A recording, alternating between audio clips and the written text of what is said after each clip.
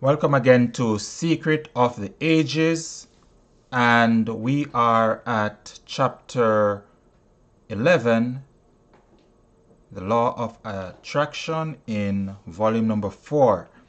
Now, if you're on mobile phone, be sure to subscribe. It's just one click on your mobile phone. And if you are on a computer or a tablet, just one click and subscribe to the channel.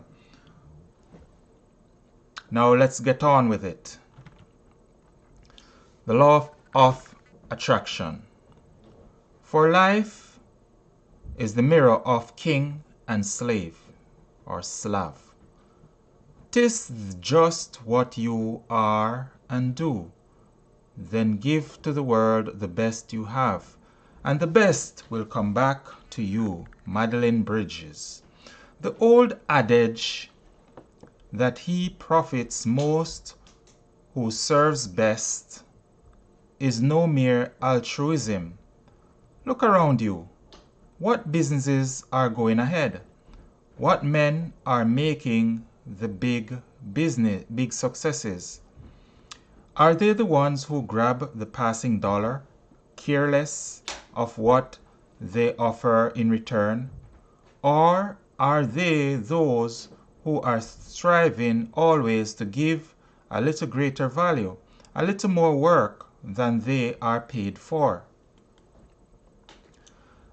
When scales are balanced evenly, a trifle of extra weight thrown into either side balances the other as effectively as a ton.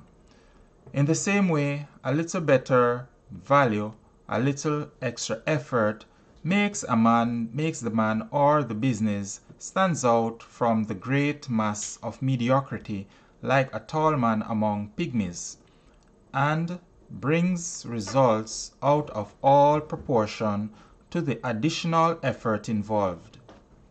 It pays, not merely altruistically, but in good, hard, round dollars, to give a little more value than seems necessary, to work a bit harder than you are paid for. It's that extra ounce of value that counts, for the law of attraction is service. We receive in proportion as we give out. In fact, we usually receive in far greater proportion. Cast thy bread upon the waters, and it will return to you an 100-fold.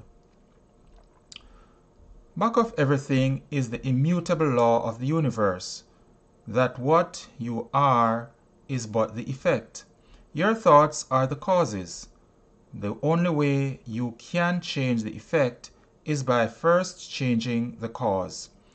People live in poverty and want because they are so wrapped up in their sufferings that they give out thoughts only of lack and sorrow.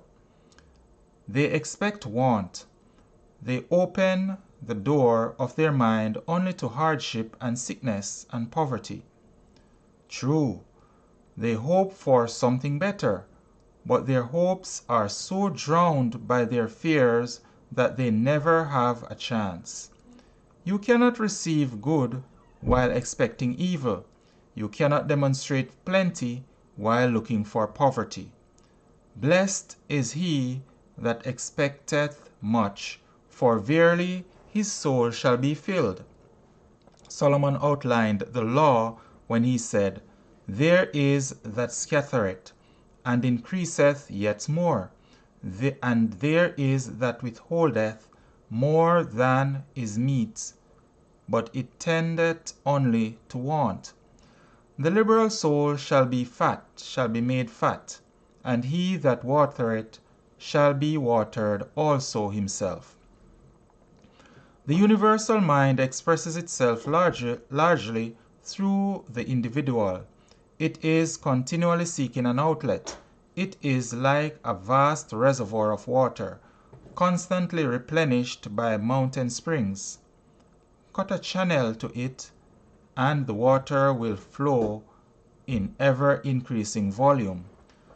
In the same way, if you once open up a channel of service by which the universal mind can express itself through you, its gifts will flow in ever-increasing volume, and you will be enriched in the process.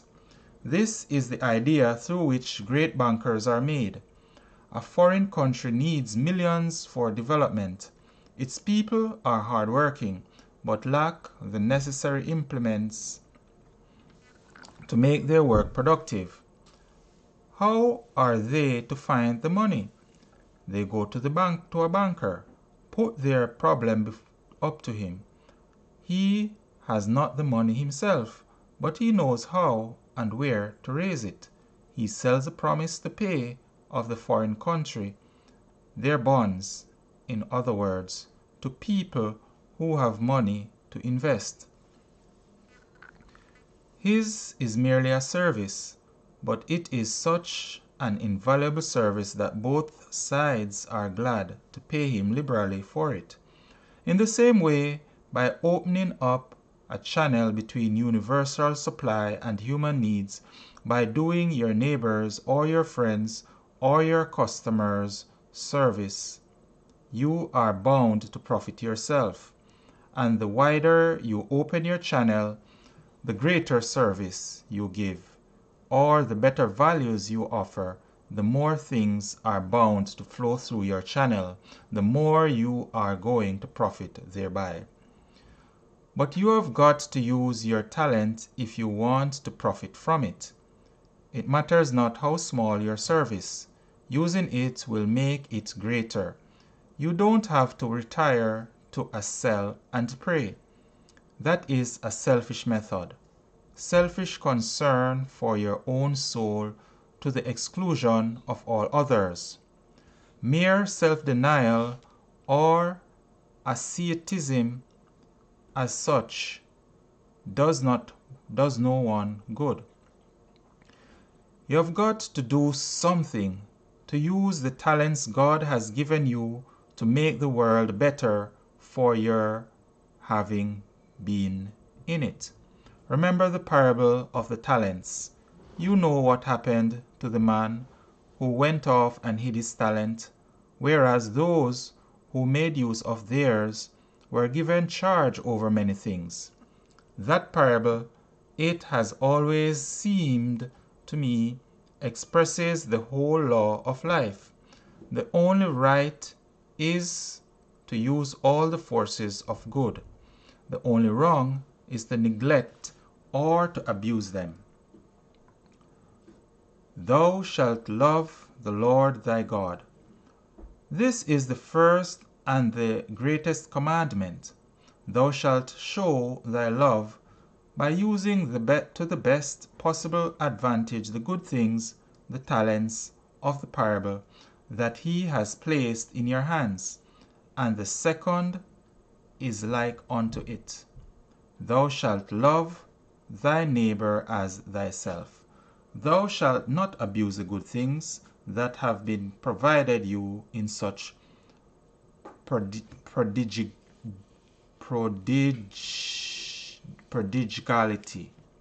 by using them against your neighbor. Instead, thou shalt treat him, love him, as you would be treated by him. Thou shalt use the good about you for the advantage of all. If you are a banker, you have got to use the money you have in order to make more money. If you are a merchant, you have got to sell the goods you have in order to buy more goods. If you are a doctor, you must help the patient you have in order to get more practice. If you are a clerk, you must do your work a little better than those around you if you want to earn more money than they. If you want more of the universal supply, you must use that which you have in such a way as to make yourself of greater service to those around you. Whosoever shall be great among you, said Yeshua, shall be your minister, and whosoever of you shall be the chiefess shall be servant of all. In other words, if you would be great, you must serve, and he who serves who serves most shall be greatest of all. If you want to make more money, instead of seeking it for yourself, see how you can make more for others. In the process, you will inevitably make more for yourself too. We get as we give, but we must give first. It matters not where you start. You may be a day laborer, but still you can give. Give a bit more of energy, of work, of thought than you are paid for. Whosoever shall compel thee to go a mile, said Yeshua, go with him twain. Try to put a little extra skill into your work. Use your mind to find some better way of doing whatever task may be set for you. It won't be long before you are out of the common labor class. There is no kind of work that cannot be bettered by thought. There is no method that cannot be improved by thought. So give generously of your thought to your work. Think every minute you are at it. Isn't there some way in which this could be done easier, quicker, better? Read in your spare time everything that relates to your own work or to the job ahead of you. In these days of magazines and books and libraries, few are the occupations that are not thoroughly covered in some good work. Remember in Lorimor's Letters of a Self-Made Merchant to his son, the young fellow that old Gorgon Graham hired against his better judgment and put in the barrel gang just to get rid of him quickly. Before the month was out, the young fellow had thought himself out of that job by persuading the boss to get a machine that did the work at half the cost and with a third of the gang. Graham just had to raise his pay and put him higher up, but he wouldn't stay put. No matter what the job, he always found some way it could be done better and with fewer people, until he reached the top of the ladder. There are plenty of men like that in actual life. They won't stay down. They are as full of bounce as a cat with a small boy and a dog after it. Thrown to the dog from an upper window, it is using the time of falling to get set for the next jump. By the time the dog leaps for where it hit, the cat is up the tree across the street. The true spirit of business is the spirit of that pulky old Danish sea captain, Peter Tordesk Jold. Attacked by a Swedish frigate, after all his crew but one had been killed and his supply of cannonballs was exhausted, Peter boldly kept up the fight, firing pewter dinner plates and mugs from his one remaining gun. One of the pewter mugs hit the Swedish captain and killed him, and Peter sailed off triumphant. Look around you now. How can you give greater value for what you get? How can you serve better? How can you make more money for your employers or save more for your customers? Keep that thought ever in the forefront of your mind and you will never need to worry about making more for yourself. A blank check. There was an article by Gardner Hunting in a recent issue of Christian Business that was so good that I reprinted it here entire. All my life I have known in a vague way that getting money is the result of earning it, but I have never had a perfect vision of that truth till recently. Summed up now, the result of all my experience, pleasant and unpleasant, is that a man gets back exactly what he gives out, only multiplied. If I give to anybody service of a kind that he wants, I shall get back the benefit myself. If I give more service, I shall get more benefit. If I give a greater deal more, I shall get a great deal more. But I shall get back more than I give. Exactly as when I plant a bushel of potatoes, I get back 30 or 40 bushels, and more in proportion to the attention I give the growing crop. If I give more to my employer than he expects of me, he will give me a raise, and on no other condition. What is more, his giving me a raise does not depend on his fair-mindedness. He has to give it to me or lose me, because if he does not appreciate me, somebody else will.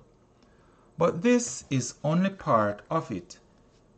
If I give help to the man whose desk is next to mine, it will come back to me multiplied, even if he apparently is a rival. What I give to him, I give to the firm, and the firm will value it because it is teamwork in the organization that the firm primarily wants, not brilliant individual performance. If I have an enemy in the organization, the same rule applies or holds. If I give him, with the purpose of helping him, something that will genuinely help him, I am giving service to the organization. Great corporations appreciate the peacemaker, for a prime requisite in their success is harmony among employees. If my boss is unappreciative, the same rule applies or holds. If I give him more in advance of appreciation, he cannot withhold his appreciation and keep his own job. The more you think about this law, the deeper you will see it goes. It literally hands you a blank check signed by the maker of universal law and leaves you to fill in the amount and the kind of payment you want. Mediocre successes are those that obey this law a little way, that fill in the check with a small amount, but that stops short of big vision in it. If every employee would only get the idea of this law firmly fixed in him as a principle, not subject to wavering with fluctuating moods, the success of the organization would be miraculous. One of my fears is apt to be that, by promoting the other fellow's success, I am sidetracking my own, but the exact opposite is the truth. Suppose every employee would look at his own case as an exact parallel to that of his firm. What does his firm give for the money it gets from the public? Service. Service in advance. The better the service that is given out, the more money comes back. What does the firm do to bring public attention to its service? It advertises. That is part of the service. Now, suppose that I, as an employee, begin giving my service to the firm in advance of all hoped for payment. Suppose I advertise my service. How do I do either?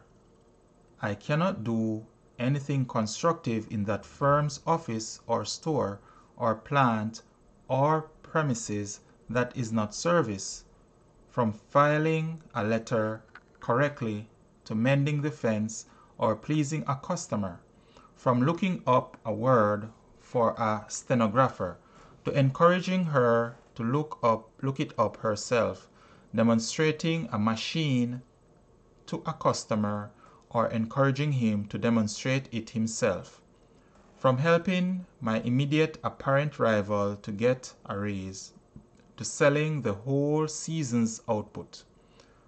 As for advertising myself, I begin advertising myself the moment I walk into the office or the store or the shop in the morning. I cannot help it. Everybody who looks at me sees my advertisement. Everybody around me has my advertisement before his eyes all day long. So has the boss, my immediate chief, and the head of the firm, no matter where they are. And if I live up to my advertising, nobody can stop me from selling my goods, my services. The more a man knocks me, the more he advertises me, because he calls attention to me. And if I am delivering something better than he says I am, the interested parties, my employers, will see it and will not be otherwise influenced by what he says. More than that, I must give to every human being I come in contact with, from my wife to the boot black who shines my shoes, from my brother to my sworn foe. Sometimes people will tell you to smile, but the smile I give has got to be a real smile that lives up to its advertising. If I go around grinning like a Cheshire cat, the Cheshire cat grin will be what I get back, multiplied. If I give the real thing, I'll get back the real thing, multiplied. If anybody objects that this is a selfish view to take, I answer him that any law of salvation from anything by anybody that has ever been offered for any purpose is a selfish view to take. The only unselfishness that has ever been truly taught is that of giving a lesser thing in hope of receiving a greater. Now, why am I so sure of this law? How can you be sure? I have watched it work. It works everywhere. You have only to try it and keep on trying it, and it will prove true for you. It is not true because I say so, nor because anybody else says so. It is just true. Theosophites call it the law of karma. Humanitarians call it the law of service. Businessmen call it the law of common sense. Yes, Yeshua Christ called it the law of love. It rules whether I know it or not, whether I believe it or not, whether I defy it or not. I cannot break it. Yeshua of Nazareth, without reference to any religious idea you may have about him, without consideration as to whether he was or was not divine, was the greatest businessman that ever lived. And he said, "Give, and ye shall receive. Good measure, pressed down, shaken together, running over." And this happens to be so, not because he said it, but because it is the truth, which we all, whether we admit it or not, worship as God. No man can honestly say that he does not put the truth supreme. It is the truth, the principle of giving and receiving. Only there are few men who go to the limit on it. But going the limit is the way to unlimited returns. What shall I give? What I have, of course. Suppose you believe in this idea, and suppose you shall start giving it out, the idea itself, tactfully, wisely, and living it yourself in your organization.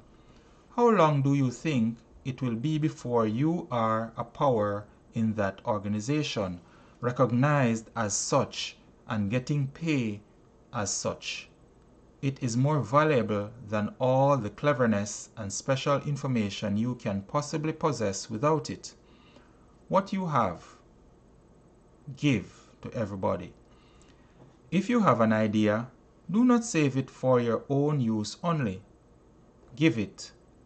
It is the best thing you have to give, and therefore the thing best to give, and therefore the thing that will bring the best back to you. I believe that if a man would follow this principle, even to his trade secrets, he would profit steadily more and more certainly than he will by holding on to anything for himself. He would never have to worry about his own affairs because he would be working on fundamental law. Law never fails. It is and it will be easy for you to discover what is and is not law. And if law is worth using part of the time, it is worth using all the time. Look around you first, with an eye to seeing the truth, and then put the thing to the test. Through both methods of investigation, you will find a blank check waiting for you to fill in with whatsoever you desire, and a new way to pray and to give what you pray for. Now there you have it. So, this is the challenge for you today. Go out and give. Give of your best. Give of what you have. If it is reading something online, read it. If it is to say something kind to someone, say it. Just do it and watch it come back to you multiplied. And this is the essence of what is being shared in this chapter today. So, go ahead, like and subscribe to this channel and share it with at least one person today. And remember, what you give, you get back multiplied. See you on the next video and looking forward to your attendance.